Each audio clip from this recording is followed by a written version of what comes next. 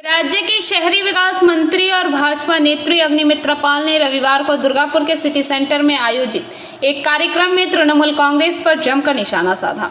विपक्ष के नेता ऋतुव्रत बनर्जी के हम ही असली तृणमूल है वाले बयान पर तंज कसते हुए उन्होंने कहा, असेंबली में भी मैं देखती हूँ कि एक तृणमूल बैठी है तो दूसरी घमंड दिखाकर चली जाती है। हमें उन लोगों में कोई दिलचस्प नहीं है जिन्हें जनता ने नकार दिया है।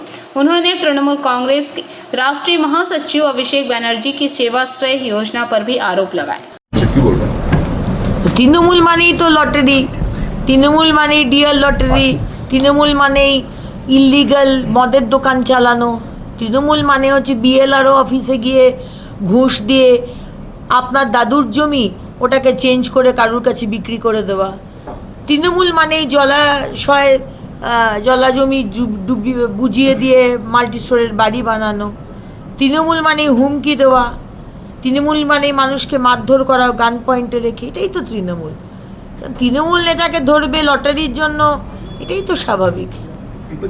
ঋতব্রত বন্দ্যোপাধ্যায় কিছুক্ষণ আগে সাংবাদিক বৈঠক করে তিনি আবার দাবি করছেন যে তারাই নাকি আসল তৃণমূল, যদি এবার অন্য কেউ তৃণমূল বলে দাবি করে তাহলে সেটাকে অবৈধ বলে ঘোষণা করা হবে। এটা ওনার ব্যাপার, ওনার দলের ব্যাপার, এখানে আমাদের খুব একটা কিছু বলার নেই। এক্সপায়ারি ডেটের ওষুধ দেওয়া হয়েছে। এই যে এত টাকা খরচা করে সেবাশ্রয় হতো বিভিন্ন জেলায়, ডায়মন্ড হারবার থেকে শুরু করে নন্দীগ্রাম, তমলুক, বিভিন্ন জায়গায়, কি বলবেন এটা নিয়ে? সেবাশ্রয় করেছেন অভিষেক ব্যানার্জি। অভিষেক ব্যানার্জি শুনলাম, আমি তো সেবাশ্রয়ে সেবা নিতে যাইনি অভিষেক ব্যানার্জি, কিন্তু অভিষেক ব্যানার্জি আমাদের যুবরাজ যেভাবে হোমিওপ্যাথি ডাক্তারকে দিয়ে অ্যালোপ্যাথি ওষুধ দিয়েছে, তো মানুষের পা কাটা যাবে না তো আর কি কাটা যাবে? না, এগুলো এটা এখন ডিলিমিটেশনের যে বিষয়টা, সেইটা বিষয়টা খতিয়ে দেখা হচ্ছে। এটা অনেক লং প্রসেস, কত কি পপুলেশন আছে না আছে সেই সব দেখে এটা সায়েন্টিফিক প্রসেস, সেই হিসেবে হবে। এটা এত তাড়াতাড়ি এরকমভাবে করা যাবে না, করা যায় না কখনো।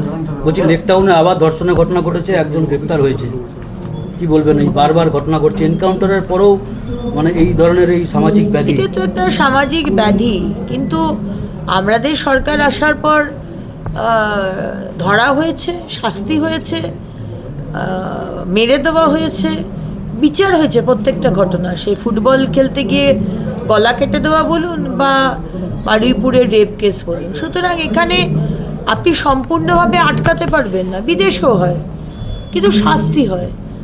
সেই শাস্তিটা যেটা আগে হতো না, এখন শুরু হয়েছে, আর শাস্তি হবে, এমন শাস্তি হবে যে এখন তো সবে শুরু হয়েছে, এখন সবার কাছে খবরটা বোধহয় নেই।